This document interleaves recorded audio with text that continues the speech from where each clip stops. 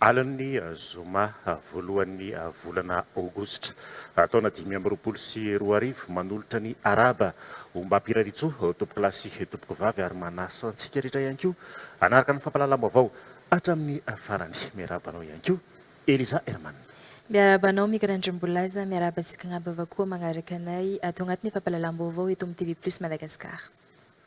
Melantsika vetrany ary zao ny tapany voalohany amin'ireo lohateny vaovao. Midina ho 520 isanjato ny abalain'ny fanjakana Amerikanina amin'ireo entana avy aty Madagasikara.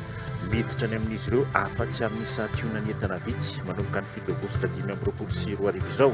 Araka ny didim-panjakana navoaka ny fanjakana Amerikanina iraika amin'ny 30 Jolay 2024. Nahitana fihenam-bidy avokoa ireo karazana solika nanomboka androany io aogositra.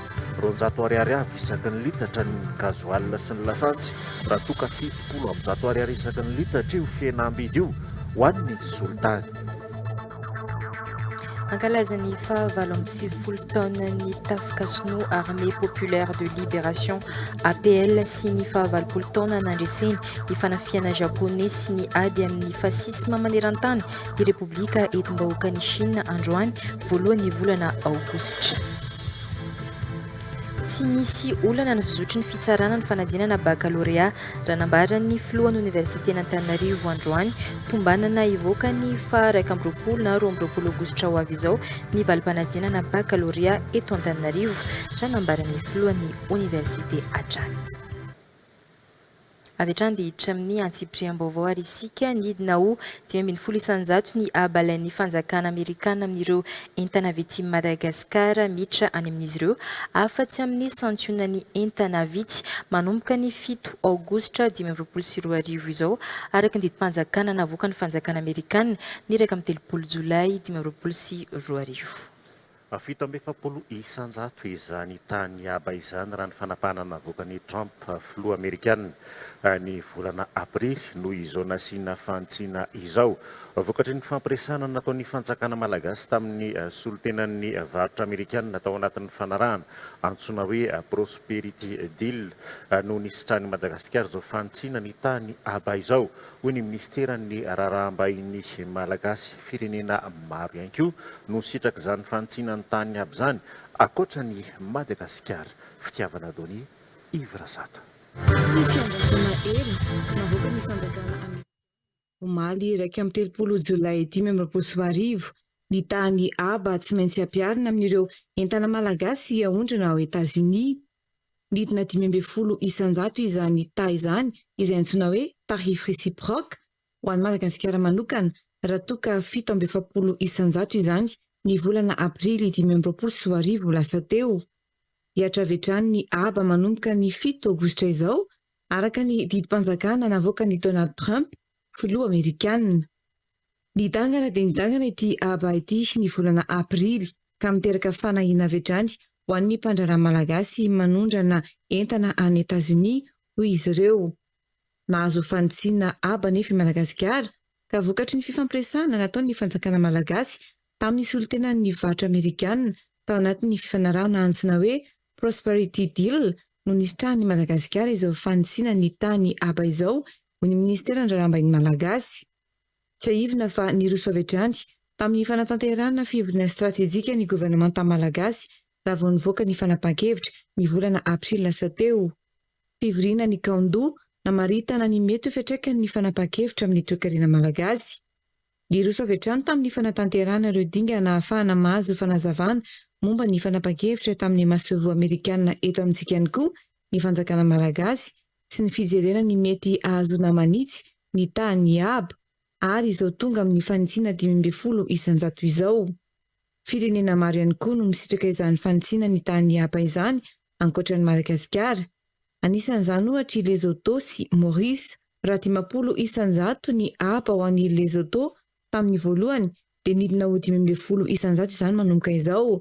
Raha 70 isanjato kosa izany ho an'i Maurice dia nilatsaka ho 520 isanjato ihany koa ny aba taorian'ny fanovana noraisiny trano fotsy. Eo anelanelany 10 hatramin'ny 70 isanjato ny aba vaovao. Anisan'ny firenena mizaka izany aba 70 isanjato izany i Laos sy Birmanie. Na eo hevitra sahady tamin'izao fanapahan-kevitra izao ny GEM na ny Groupement des entreprises de Madagascar na ny vondry ny orinasa eto Madagasikara androany. Vokatra miabo ho an'i Madagasikara ny fanitsinina ny abo ao 500 isan-jato hoy ny GEM. Vokatra azo taorian'ny ny fiona sy ny fifampiresahana teo amin'ny mpisehatra ny Ministeran'ny Fampiroboroboana ny Indostria sy ny Varotra ny raharaham-bahiny ny mahasoavony Madagasikara Washington DC ny sapandrarany etra. Nanampitosika tamin'ny fanomezana porofo rehetra nanohanana ny fangatahany Madagasikara ny anitsina ny aba kosa ny GEFP na ny vondry ny orinasa Afakaba ny CNV avy amin'ny sehatry ny lavanilina sy ny sehatry ny arena ny kibon'ny tany. Hijanona amin'izay vaovaon'ny toe-karenina izay hatrany isika nahitana fihenam-bidy avokoa ireo karazana solika nanomboka androany 2 Aogositra. 900 ariary avy isaky ny litatra ny an'ny gazoala sy ny latsansy raha toa ka 700 ariary isaky ny litatra io fihenam-bidy io ho an'ny solitany tafiditra anaty ny fampiarana ny rafitra fantsiny ny vidin-tsolika napetraky ny fitondrahana mifanaraka amin'ny vidin-tsolika eo amin'ny tsena iraisam-pirenena io fihenam-bidy isam-bolana io hoy ny ofisy malagasy misana ny solika mahafaly ireo mpanjifa amin'ny ankapobeny moa ny fisian'io fihenan'ny vidin'ny solika tahaka izao io raha nambaran'ireo tompo-tsolika. Bidy hatrany tato anatin'ny roa volana ny sesy no hita amin'ny sehatry ny solika eto Madagasikara ny fiandohan'ny volana Jolay fihenany 900 ariary isaky ny litatra no niatra ho an'ny lasantsy sy ny gazoal raha toa ka 500 ariary isaky ny litatra ny fihenam-bidy ho an'ny solitany. Mbola fidinana hatrany ihany koa no niatra ho an'ity volana Aogositra ity mbola notazomina ho 900 ariary isaky ny litatra ny fidinany vidiny ho an'ny gazoal sy ny lasantsy. Ny 700 ariary isaky ny litatra kosa ny an'ny solitany. Mahafaly ny mpanjifa amin'ny ankabeny ny fidinany ny vidin-tsolika tahaka izao raha ny fanazavana. Nidina 200 par litre daholo izao. Ny gasoil teo aloha 4900 dia lasa 4700 izao. Dia ny essence 5320 dia lasa 5120. Dia ny pétrole 3380 dia lasa 3210. Raha ho amin'ny pétrole dia ny hena 700 ny litre ny teo aloha. Faly daholo zareo henan'ilay prix litre. Misy teo vao nahalala.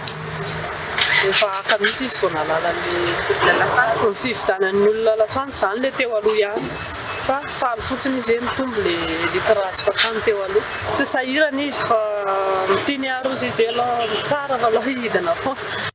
Tafiditra anatin'ny fampiarana ny rafitra fanitsiana ny vidin-tsolika napetraky ny fitondrana ny fiovan'ny ny vidin-tsolika isam-bolana mifanaraka amin'ny vidin-tsolika eo amin'ny tsena iraisam-pirenena io fihenam-bidy ampiarina io hoy ny ofisy malagasy misahana ny solika hatreto saika mbola ireo tahirin-tsolika nafarana tamin'ny fotoana tsy nisy ny fiovan'ny vidin-tsolika eo amin'ny tsena iraisam-pirenena no hamatsiana ny tsena anatany ka mahatonga io fidinany vidin-tsolika amin'ny sesio raha ny fampitam-baovao hatrany.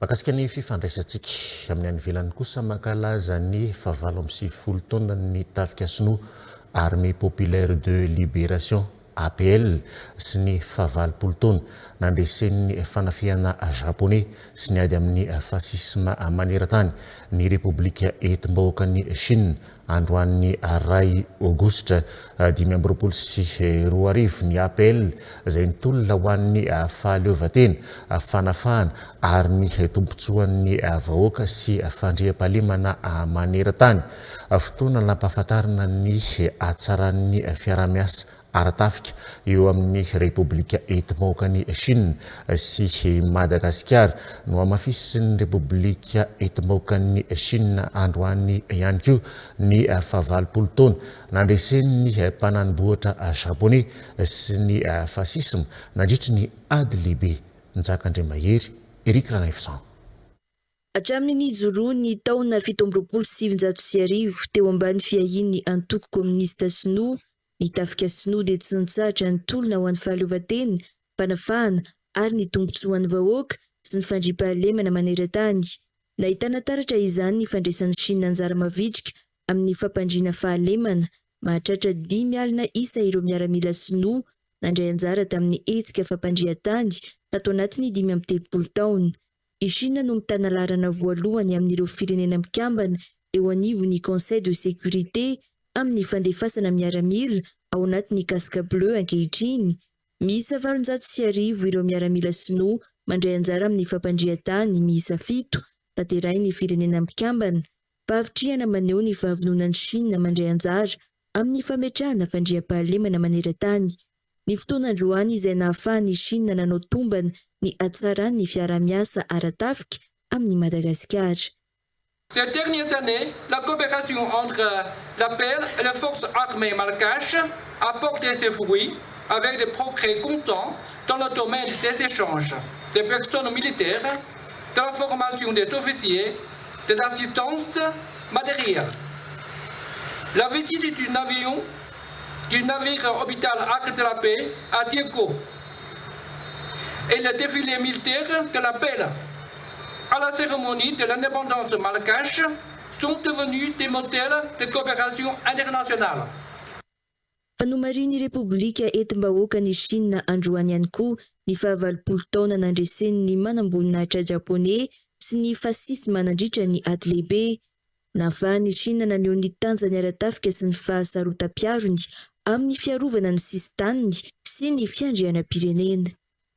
中国坚定不移走和平发展的道路，提出了全球发展倡议、全球安全。 La Chine, fermement et inébranlablement engagée dans la voie du développement pacifique, a avancé l'initiative pour le développement mondial, l'initiative pour la sécurité mondiale et l'initiative pour la civilisation mondiale, offrant sans relâche par des actes concrets des orientations pour une gouvernance mondiale plus équitable et régionale.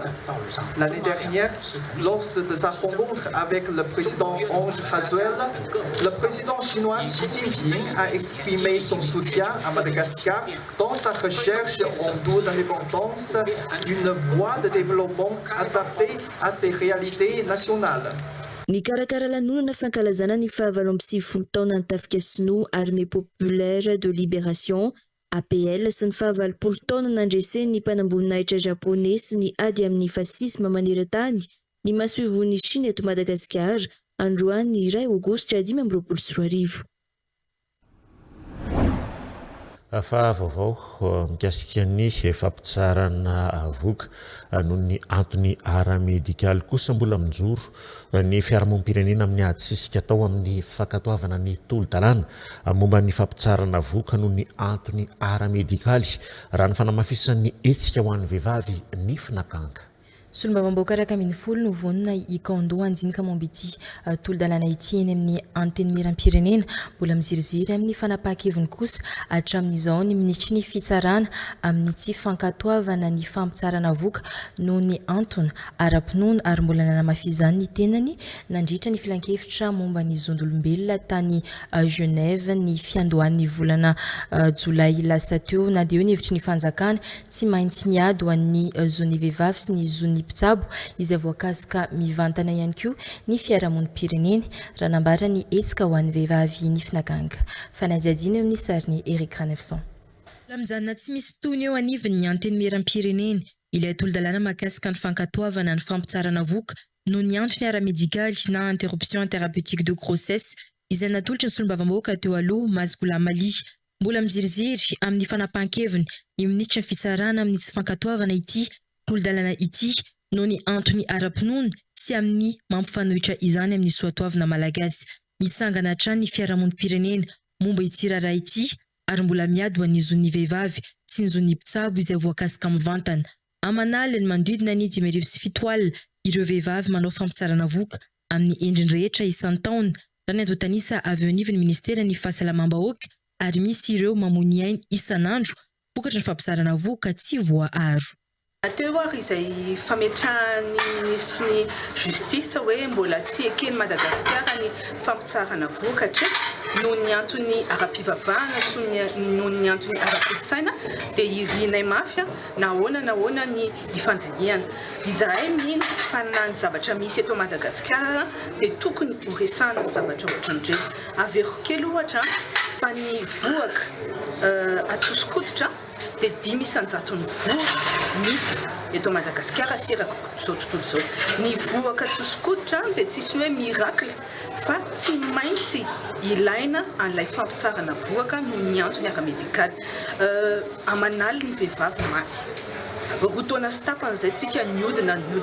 Hitanay hoe fotoana zao anapahakevitra satria tsy vitany hoe mibody tsy te resaka fotsiny isika satria aina ny ain'ny vehivavy malagasy ary anjarantsika rehetra no miaro ny ain'ny renitsika. Solombavamboaka 170 izao no vonona ikando amin'ny ampatsiahivana ity tolo-dalana ity eny anivon'ny anteny miram-pireneny raha ny fanazavana. Nisy moa ny fikanando izay nampivondronana ireo sehatra maro iresahana momba ny fampitsarana voka sy androsoana fanamariana momba ny lalàna mahakasika ny fanolanana olopady na ny inceste. Ny lafin'ny fampianarana no andeha no izantsika ny fampahalalam-baovao tsy misy olana ny fizotrin'ny fitsarana ny fanadinana baccalauréat raha nambaran'ny filohan'ny université n'Antananarivo androany. Tombana ivoaka ny 20 na 20 aogositra ho avy izao ny valim-panadinana baccalauréat eto Antananarivo hoy ny filohan'ny université no amafisy ny fahavaovao diso ireo ahely amin'ny tambazotra serasera izay manao tombana mahakasika ny isa azo ny mpiadina isan-taranja. Tsy tokony korotanina amin'ny vaovao diso toy ireny ny mpiadina raha nambarany hatrany tsy mbola afaka ahitana soritra ny mety ho tampahafana ihany koa ny fitsarana ny taratasy-panadinana amin'izao raha ny fanazavana hatrany eo amin'ny Sapioni Antrala Larso amin'ny sariny Omega Renefton.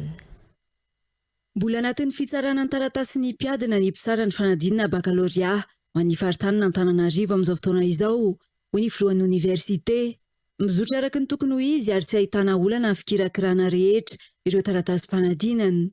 No mafisin'ny filohan'ny université n'Antananarivo vaovao diso ireo miely amin'ny tambazotra serasera izay milaza fa ratsy ny sahazo ny mpiadina amin'ny taranja sasany. Tsy mbola afaka anaovana tombana na amoahana antotanisy ny fitsarana vita amin'izao hoy ny filohan'ny université. Tsy ambaratelo ihany koa ny sahazo ny mpiadina ka na ny mpitsara sady tsy mahafantatra ny antsipiriany kasika izany.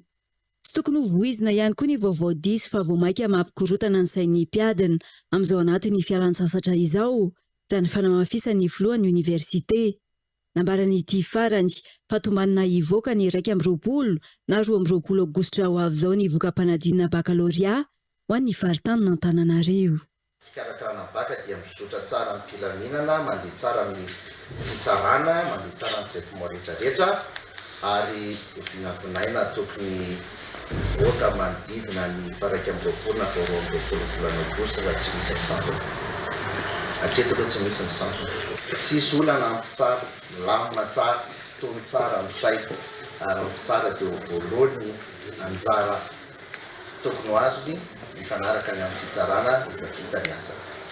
Tsisy ihany koa ny olana amin'ny fandoavana ny tambi-karama ny mpitsara fanadinana baccalauréat raha ny fanamafisan'ny filohan'ny université hatrany. Ho voaloha ara-dalàna sy ara-potoana ny anjarany tsirairay rehefa vita ny asa hoy izy.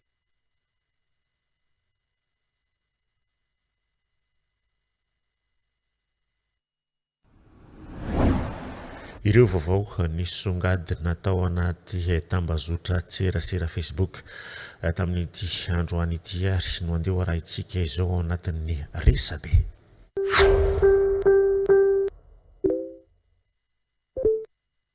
Ny pejy 24 ty resety mampafantatra efa tany manjakandry ny fenoasina fa tsy nafindra raha nanontany ny antony namindranany tompety tery Ambohimalaza fenoasina tamin'ny tompona andraikitry ny fiadinany fonja eto Madagasikara izay dia nahazo fantsiny fa avy hatrany vao vita ny fakanambavana dia tonga dia tany amin'ny fonjany manjakandriny izy fa tsy nafindra akory. Voalaza fa ny anton'izany dia isakanan'izay mety fifandraisana sy fampiresahana eo amin'ireo olona 5 nahiditra-ponja vonjomaika no ity raharaha fanakozinana ity. Noho izany fitandreman'izany dia ny 3 ao Antanimora ka quartier samihafa no misy azy ireo, ny iray any Manjakandriny ary ny iray farany any Avaradrano.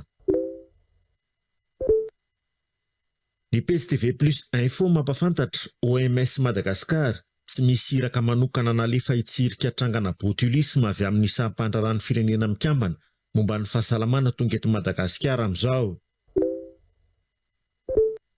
Ny pejy vaovao malaza eran-tany ofisialy mampafantatra raharaha nahafatesana zazavavy 9 taona izay veriny 7 Jolay 2024 teny Ambohimalaza.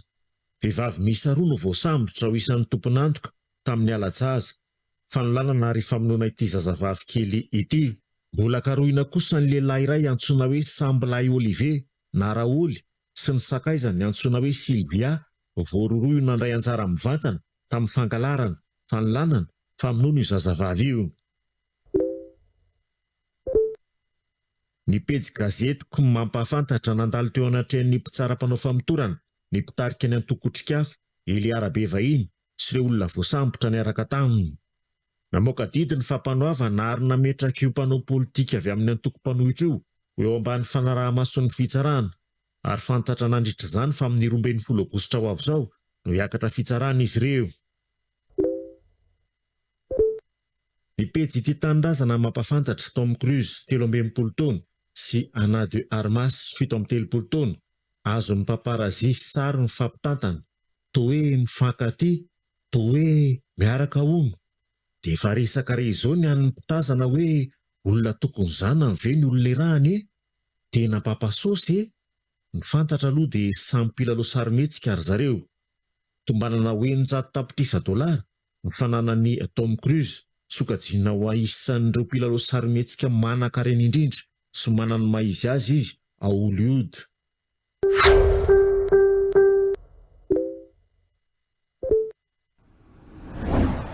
Iverenantsika ireo vaovaon'ny fampianarana nahazo salanisatra any amin'ny 7.5 amin'ny 20 ireo mpianatra sangany tamin'ny fanadina-panjakana CEPE sy BEPC ho an'ny commune Alasoura. Ny atsara ihany koa ny vokam-panadinana raha ny fanamafisan'ny bentanàna eny an-toerana ho fankasitrahana ny sekoly sy ny mpanabe sady ihany koa ho fampirisihana ny mpianatra ampitombo ny ezaka amin'ny fianarana notolorana mari-pakasitrahana sy lokandroany ireo mpianatra nahazo isa ambony indrindra tamin'ireo fanadina-panjakana roa ireo tao amin'ity commune ity. Fikirizana sy ezaka voatonga amin'ny laharana voalohany sy sangany amin'ny vokam-panadinana ho ireo mpianatra nahazo isa farany ambony tamin'ny fanadinana CEPE sy BEPC tao amin'ny commune Alasoura. Izy tamin'ireo mpianatra sangany ireo no nahazo salanisy hatrany amin'ny 7.5 amin'ny 20. Tsy sarotra ilay izy ny tsy mora fa vita ihany ilay izy. Ny malagasy zao ny hitako sarotra kely fa tsy dia sarotra fa vita ihany ilay izy. Dia ny farany mora zao ny matematika. Ahoana no nahafahana nahazo ny voalohany amin'ny fanadinana CEPE ohatr'izao nataonao izao? Tsy mila milalao be dia mianatra tsara foana dia na dia hoe tsy dia mahay ianao dia tsy maninona fa miezaka ihany. Ny moyenne azoko tamin'ny BEPC dia 17,31. Azo lazaina hoe mora ilay izy satria tsara fanomanana. Ny taranja hitako sarotra ny malagasy dia mora matematika. Ny famianona ezaka teo amin'ny sekoly, ny mpampianatra ary ny mpianatra no anisan'ny teraka ny vokatra tsara toy izao hoy ny ben'ny tanàna Alasoura. Antony hanomezana mari-pakasitrahana sy loka ho an'ny mpianatra mendrika sady isaorana azy ireo. Natao famporisihana ny mpianatra hanao ezaka amin'ny fianarana ihany koa ny fanomezana toy izao. 19.5 ny CP zany tamin'ity taona 2024 ity. Ny zavatra nafinaritra ihany koa dia ny vokam-panadinana zany raha teo amin'ny lafin'ny CP satria 7.5 ny tany fahafahana CPE zany teto amin'ny commune Alasoura ary izay moa zany izahana nitazomana an'izay miaraka amin'ireo mpampianatra reto ny amin'izay azon'ny commune atao zany eo amin'ny fanatsarana ny vokam-panadinana atao anatin'ny commune Alasoura. Nisy androany teo amin'ny kianja maitso Alasoura ny hetsika nanolorana mari-pakasitrahana sy loka ho an'ireo ankizy sangany tamin'ny fanadinam-panjakana CEPE sy BEPC nandritra ny 3 taona farany teny amin'ity commune ity. Eo amin'ny pejy politika kosa indray miomana fatratra amin'ny fandraisana ireo vahiny amin'ny fivoriana tampony SADC eto Madagasikara sy ny delegasion'ny boriboritany fahadimy miaraka nambarana solombavam-bahoaka Naivo Raoldina tao anatin'ny hetsika fanadiovana ny ara-niponina sy ny tompon'andraikitra isan-tsokajy no nanehoana izany fa avononana izany notron'ireo manampahefana isan'ambaratonga ny fidinana ifotona ho mariky ny firaisan-kina sy fandraisana andraikitra iombonana ny anjinjinzary. Ny fandraisana ny fivoriana tampony Sadek eto Madagasikara miboribory tany fadimy ho solombavim-bahoaka na Evra Olodinina.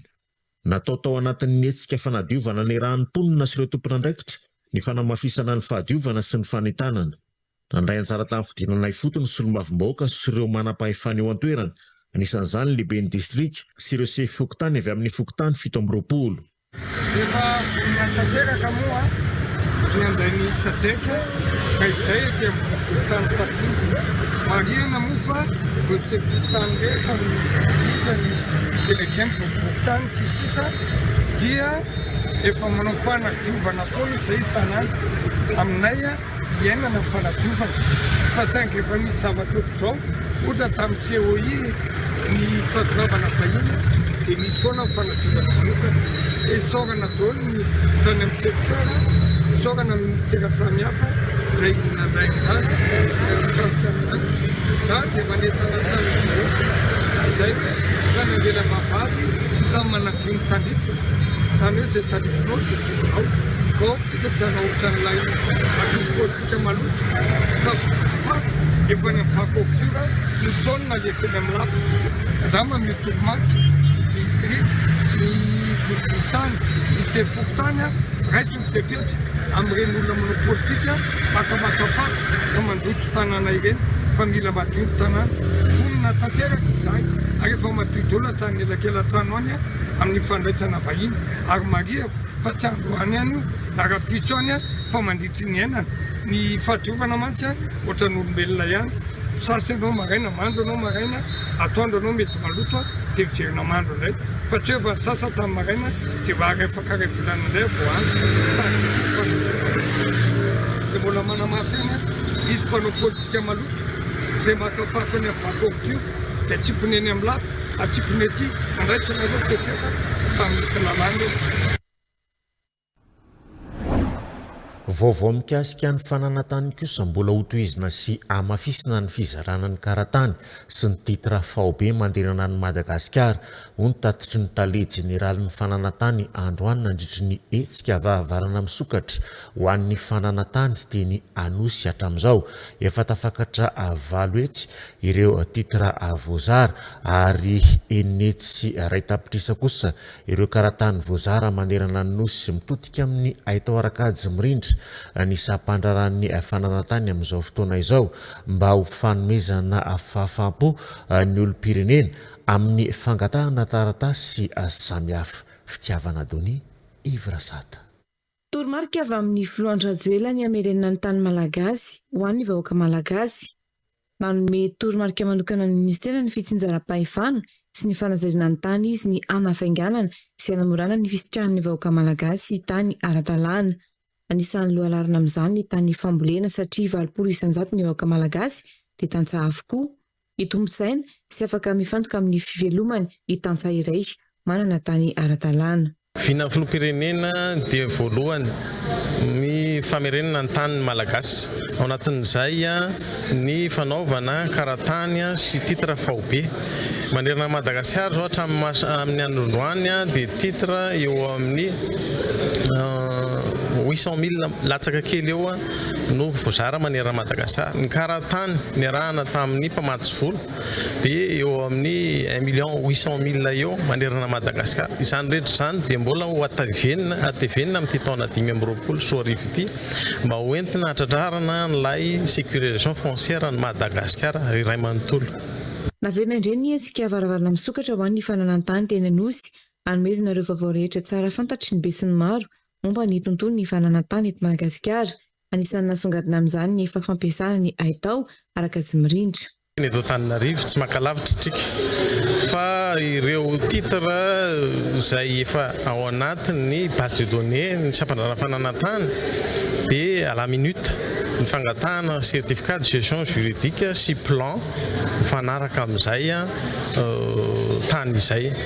Donc raha taloha ny andro tsika 3 andro, 4 andro, 5 andro, misy hatrany amin'ny 10 andro arakaraka ny hasarotan'ilay fikirakirana ny boky dia ankehitriny dia efa misitraka an'izay ny vahoaka an'Antananarivo ao anatin'ny minitra mangataka certificat de situation juridique sy ny plan izay rehetra izay no entintsika manerana Madagasikara, manerana Sapandrara, fananantany sy fanavizan-tany manerana Madagasikara. Hetsika goavana ny nanamariana ny varavarana misokatra teny amin'ny Avorianosy tarihan'ny Nana Ndretitoaina, ministry ny fitsinjaram-pahefana sy ny fanantsariana ny tany. Anisany misedra olana amin'ny fitantanana ny rano ahafahana mitrandraka ireo tanimbary ao amin'ny distrikany Vohipeno.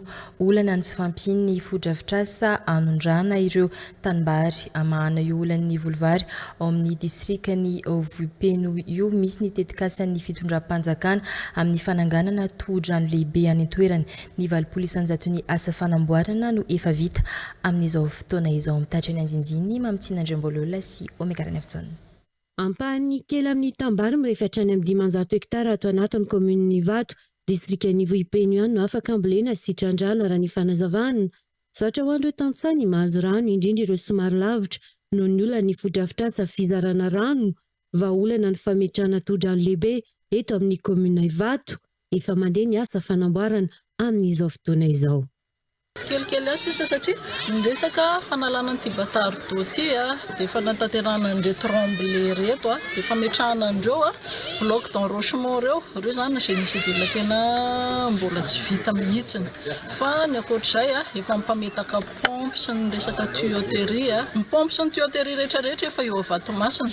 Afana miady amin'ny tsy fanjaritsan-kafo izay mahazo ny mponina ny fahavitany todrano, ampiakatra ihany koa ny vokatra izay ahafahany ny mponina misiraka ireo karazana volo fa indrindra ny volovary izay filana fototry ny mponina raha ny fanazavana. Maverim-bolo satria feom-pamarana ny asa tena hoe goavana be tokony nandrasa nefa vita aby. Isorana fitondram-panjakana napiditra ao anatin'ny politika mpanjakana ny fanatanterahana an'ireo asa ireo hialana amin'ny fahatrana amin'ny sy fampian'ny vokatra ka miteraka sy fampisakafo amin'ity distrika Vohipeno. Ny mponina no hitantana ny fodrafitrasa aorian'ny fahavitan'ny asa raha ny fanazavana tsy maintsy misy araka izany ny lamina ifampitondrana amin'ny fitantanana izany. Nisy ny dinkana raha andreo mpitantana ato amin'ny distrikany Vohipeno sy ireo tantsata eto amin'ny komina Vato mikasika izany. Fandrona bebe kokoa mikasika ny fiainam-pirenena ny faneho-kevitra atao anatin'ny fandarana demokrasia mivantana androany ao ireo miantso ny vahoaka mba irahinina sy hiara asa ary androso sosikevitra mpandrosoana ny Madagasikara.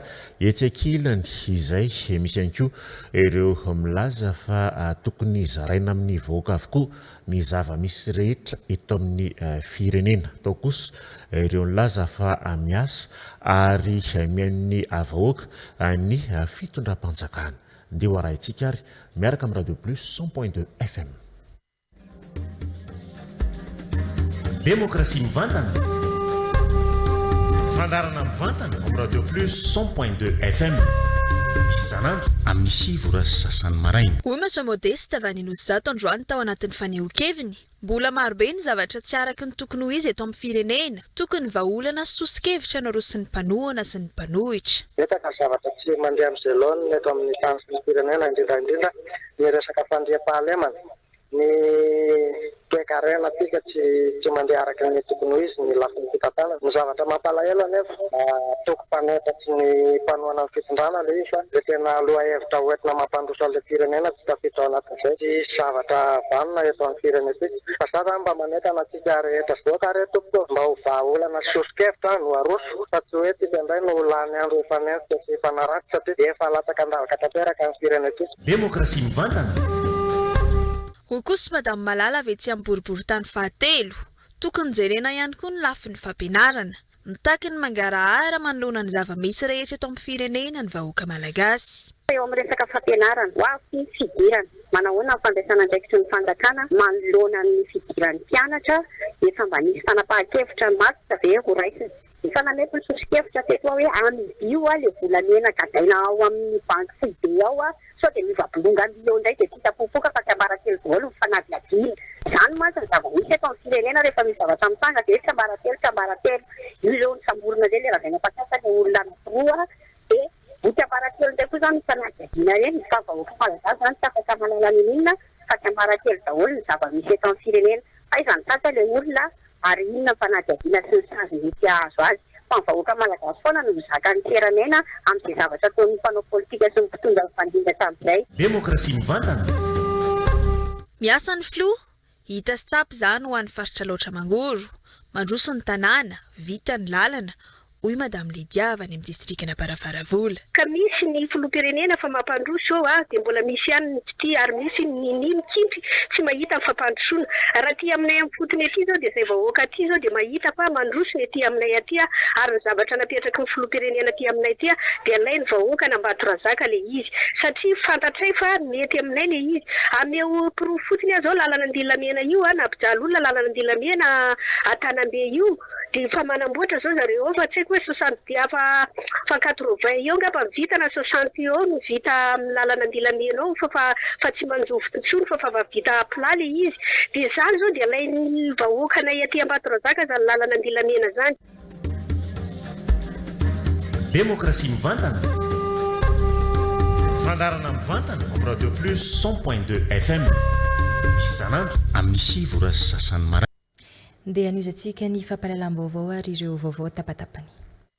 Tafiditra ao anatin'ny fampiakarana ny lentan'ny fampianarana eny anivon'ny anjerimanontolo-panjakana ny fanatanterahana ny iray vola ny oniversite ho an'ny fanankalozana. Lohahevitry ny hetsika ny hoe fihaonan'ny fikarohana sy ny fanavaozana ho fanatsarana ny kalitao ny fampianarana ambony eto Madagasikara. Ny farana omaly ny hetsika teny amin'ny oniversite Panjakana Antananarivo. Dia amin'ny filoha ny fanatsarana kalitao fampianarana aty amin'ny oniversite izay no mahatonga anazy miezaka manatsara ny infrastructure universitaire, miezaka manampy ny mpianatra, miezaka manao recrutement ana mpampianatra na dia hoe efa ambonimbony ihany aza ny masalarialantsika fa miezaka izy ho an'ny tanora malagasy ahafahana mba manatsara ny kalitao fampianarana aty amin'ny oniversite.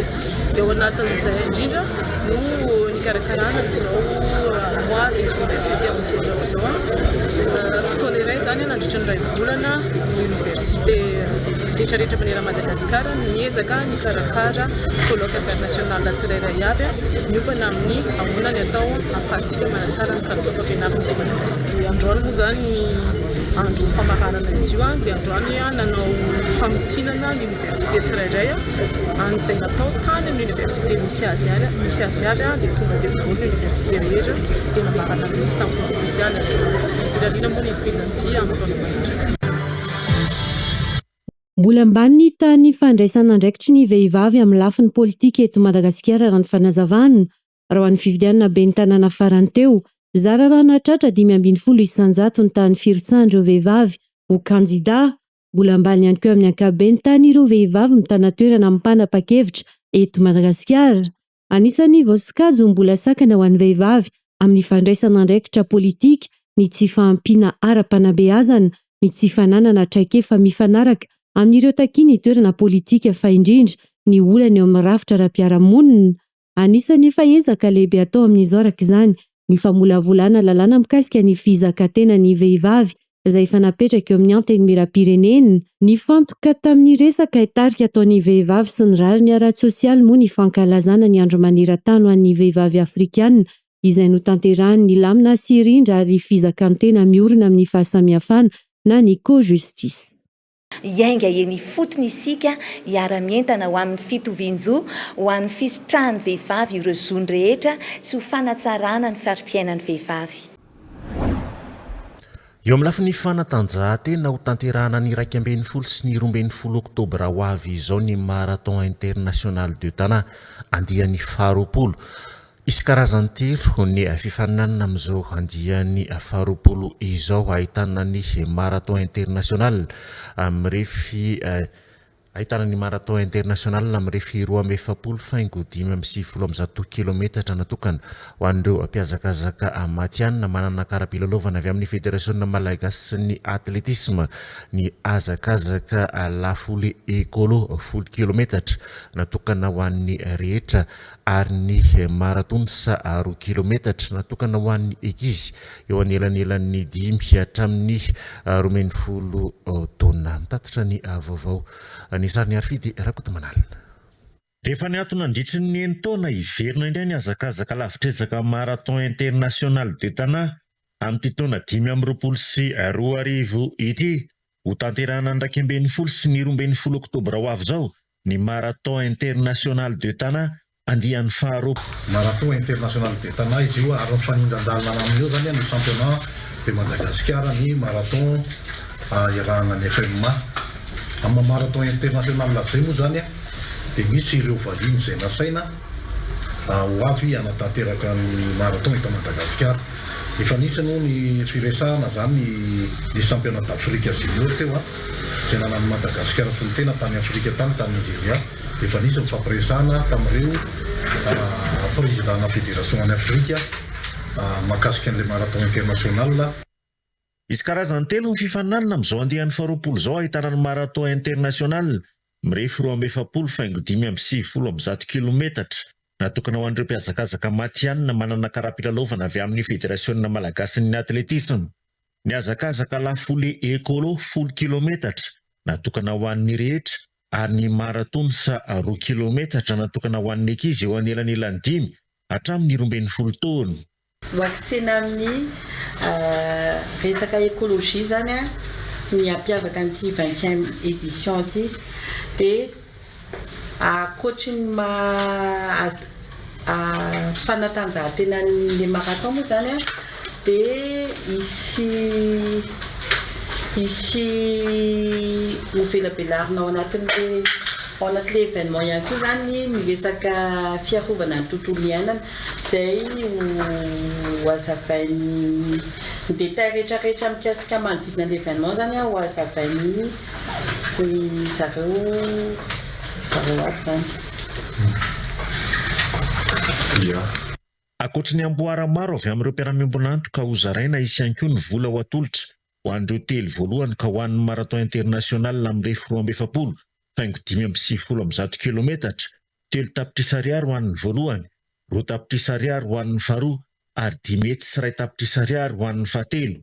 Azakazaka lafole ekolo 10 kilometatra, roa tapitrisa ariary ho an'ny voalohany, 1 tapitrisa ariary ho an'ny faharoa ary 10 metry ariary ho an'ny fahatelo. Azo medaly avokoa ireo rehetra tonga hatramin'ny farany ao anatin'ity fifaninanana ity. Nampahafantarina androany ity azakazaka ity izay karakarain'ny World Trade Center Antananarivo miaraka amin'ny fédérationna malagasy ny atletisme sy ireo mpiara-miombona antoka rehetra. Misy indray ny tolotra vaovao omen'ny orinasa Star Times ny mpanjifa hanatsarana ny fisitrana herinaratra eto Madagasikara. Efa afaka jifaina ny kit solaire H50 amin'izao afaka ampiasain'ny orinasa na olon-tsotra mila jiro matanjaka. Ity kit solaire na fitaovana mandeha amin'ny herin'ny masoandro ity.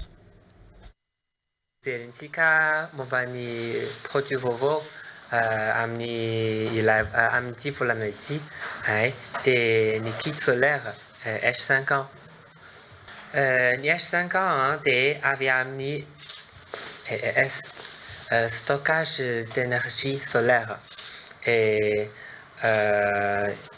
en tout cas ny electricity izay ary ny batterie modulaire, système évolutif selon vos besoins et faire des économies d'énergie. Il est fiable et durable. Bon, Star Times natao ana orinasa izy io na trano mila herinaratra, zany hoe manana filana herinaratra bebe koa mihoatra n'ilay mahazatra, zany hoe na orinasa na sekoly na fikambanana mila herinaratra bebe kokoa mahasolo jirama tanteraka izy no afaka miara-miasa amin'ny jirama ihany koa. Dia ny natao ho an'ireo sehatra mila seza ny tanjona amin'ity hoe manampy amin'ny rahantsika malala ny ora fahatapahan'izy ireto Madagasikara. Dia ho an'izay olona liana dia afaka manatona Star Times na maintsy ny larina 022 202 75. Dia ny vidiny zany hoe misy aloha ny étude technique ataonay MMM na isaky ny tokantrano na ilay orinasa dia miankina amin'izay ny amoahana hoe ohatr'izao ny filana ilainao dia miankina amin'iny hoe inona no mifanaraka amin'izay. Dia ho arahantsika ary izao ny voambolana.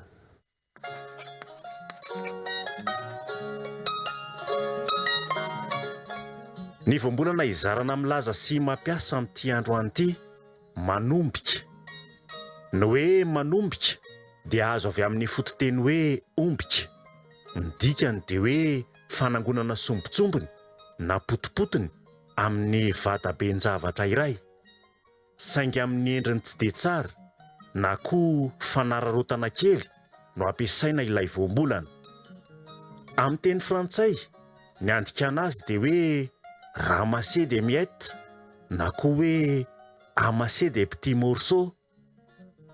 Voambolana iray azo izarana milaza sy mampiasa ohatra rehefa amin'ny teny malagasy ao anatin'ity obolana manaraka ity: tenenina toalo izany, avela manombika koa, na koa mitovy amin'izay ihany, tenenin-dava toala, avela manombika koa. Hoentiny ilazana zaza na olona sarotra hoentina. Hitantsika ihany koa voambolana io ohatra ao anatin'ity fehezanteny manaraka ity rehefa amin'ny teny malagasy: raha zoina to manombika ihany satria mbola tanàna valy no azona ny onjam-peo 100.4 FM, saingy efa misy ny web radio Zeno FM sy ny Akajy Mirindra ary zanabolana amin'ny alalan'ny parabole, ka azo lazaina fa efa maneran-tany ny Radio Plus, na koa hoe aza manombika sahala amin'ny hoe tia kely anareo ray aman-dreny fa tahafy ny sombina anareo zany karaza-toetra zany. Rehefa izay ary no fantatsika dia azontsika izarana milasy ity voambolana hoe manombika ity rehefa amin'ny teny malagasy, izay midika hoe manangona potipotiny araka ny tokony ampiasana azy. Sarobidy ny teny malagasy ary fahaizana ny mafy azy. TV Plus Madagascar.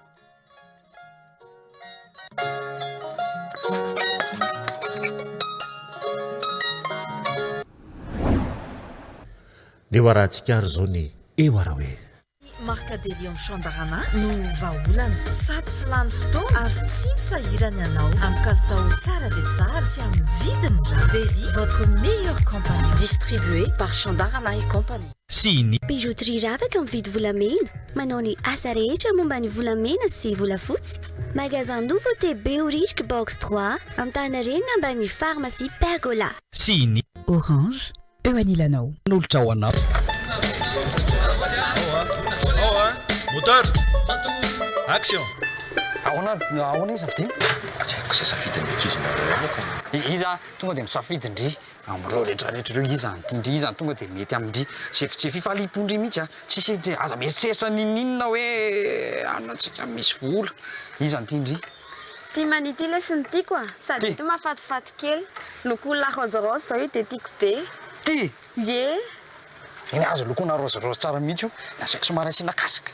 Ye, tanalany mihitsy a. Fiditsika izany. Tonga dia aloha ty fidinao anazy. Le vola vondraisana dia tonga dia ty fidinako. Fidinao anticipé ty ty moto ty? Eko. Taona akopindra 180 amin'izany. Izy zany 180? Tsy andraso kely etsy aloha.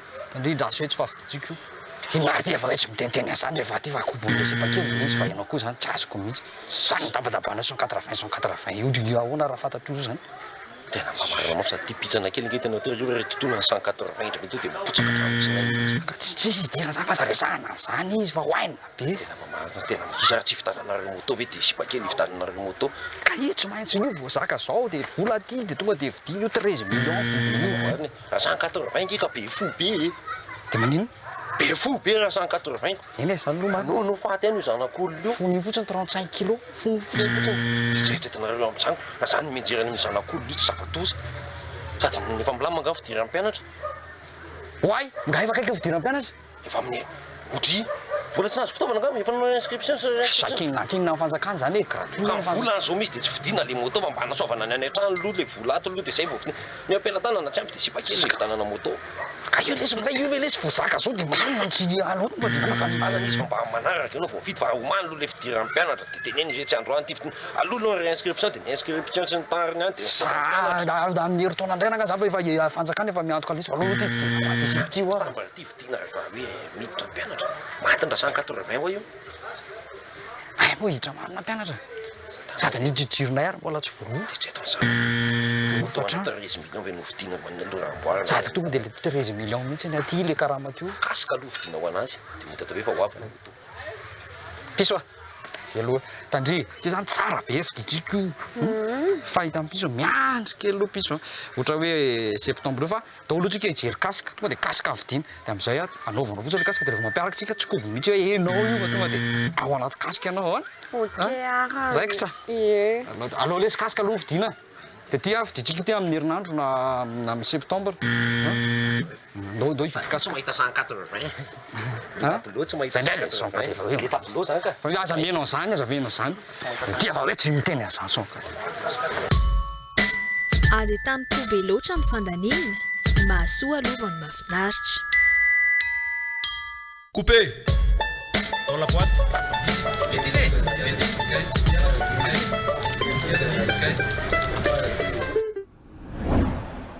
ny farana hatretondray ary ny fiarako taminao tamin'ity alina ity tato anatin'ny fampahalalam-baovao isaorana isika rehetra nanjoy hatramin'ny farany Eliza Hermanina kosa izao mbola hitondra ny songadina ho antsika rehetra indray veloma tompoko.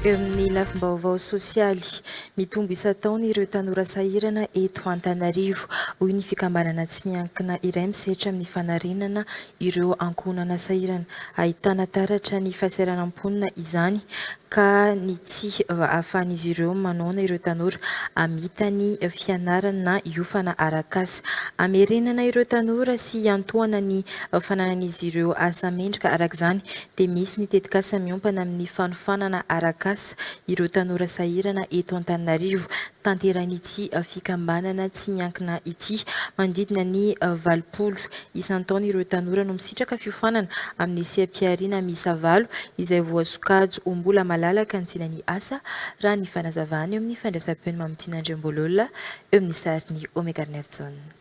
Nisan'ireo tanora nisitraka ny fiofanana nomeny ity fikambanana ity ireto tanora avy eto Antananarivo ireto olana amin'ny fahefa-mividy tsy ahafahana manohy ny fianarana na nanaraka fiofanana arak'asa nahatonga azy ireo ho anisan'ireo voasafidy isitraka ny fiofanana. Ny antony ray lehibe nahatonga anahy niditra tato tamin'ity taona ity dia noho ny antony tsy azo anoharana satria nisy accident grave be nahazo anahy tamin'ny roa taona lasa dia lany vola tamin'izay tsy tiany tao an-trano hipetrapetraka dia indraisen'ny lahatra hoe andana mianatra asa tanana ozy izy fa tombontsoa lehibe ho anao foana io ary io hafa foana ianao manana spécialité eo amin'ny fiainana zany. Ho anahy manokana aloha zany anatra teny am-pianarana nakabaka indroa dia tsy afaka dia ole dia petrapetra fotsiny ao an-trano dia hitanay moa zany ty formation ty dia zay nahatonga anahy hoe aleo aloha hianatra zavatra hafa aloha ohatran'ny hoe asa tanana ho anahy manoka dia ny fianarana moa zany afaka hoe tohizana ihany après fa hoe aleo aloha mitady tena hoe asa ho an'ny tenako manokana aloha.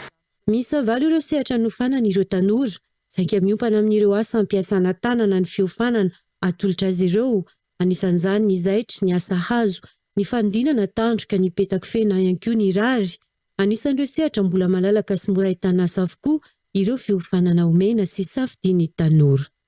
Nahatonga ny safidy manokana an'ilay atelier plombier ny resaka plomberie ato amintsika mbola malalaka be ny sehatra asan'ny resaka plomberie par rapport amin'ny hoe resaka mécanique auto fa be loatra le olona mampanao an'ilay formation sy fianarana mampianatra an'ilay izy fa ny resaka plomberie mbola vitsy dia vitsy. Izay nahatonga anahy resy lahatra no plomberie za amin'ity taona ity. Ny mba hidiran'ireo tanora amin'ny sehatry ny asa avy hatrany no antony ity fampiofanana ity raha ny fanazavana tanjona ny ansehan'ireo tanora mba hanokatra ny toeram-piasany sy handrarao azy ireo manokana any aoriana entitra ny masivana andraisan'ireo tanora iofana anisan'izany ny mahavy amin'ny fianakaviana sahirana azy ireo eto Antananarivo.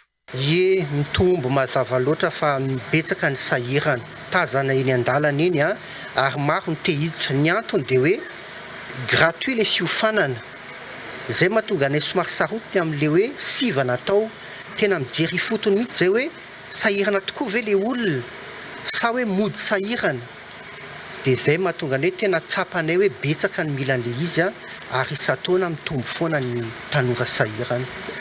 misa 20 no navita hatramin'ny farany fiofanana toanan'ny fikambanana misitraka mari-pahaizana ara-panjakana ahafahan'izy ireo miditra avy hatrany amin'ny tsenany asa ireto tanora sahirana ireto.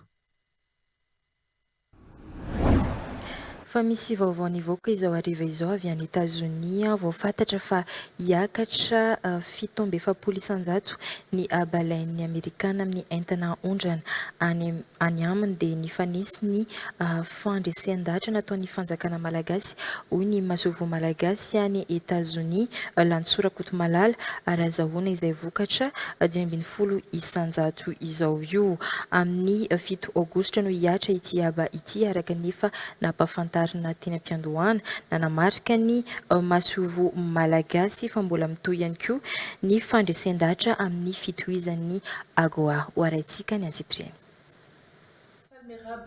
Falmeraba antsika malagasy manaraka ny izao fandarana izao izay entintsika hitondrana fanazavana manokana momba ny tahany abatseranana ifaneraserantsika ara-barotra amin'ny firenena amerikanina.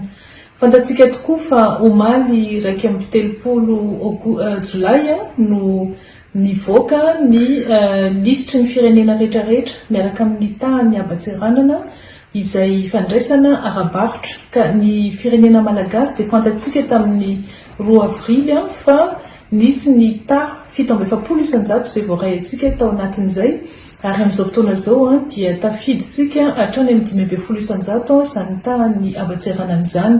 Raha zoivina kely ny tantarany dingana maro samihafa vitan'ny firenena dia ny 2 aprily tsika nahazo an'izay tah 7,700 isanjato izay ary avy eo dia tonga dia nifampiresaka tamin'ny fitondrana amerikana ny amin'ny ifaneraserana na négociation.